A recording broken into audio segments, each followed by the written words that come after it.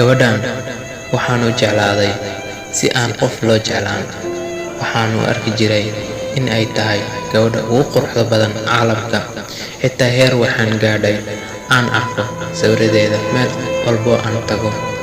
Laakiin kadib markii ay iga tagtay anigu, waxay ila noqotay gabadha aan gabdhaha igala duwanayn.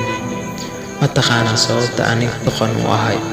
Sababtoo ah waxa aan karaamadeyda iyo sumcaddeyda ku waayay gabadh aan aqoon u lahayn aqoonteyda ama qadarinteyda. Qof kale inaan jeclaado waan isku dayay marar badan, laakiinse waan guuldareystay mar kastaba.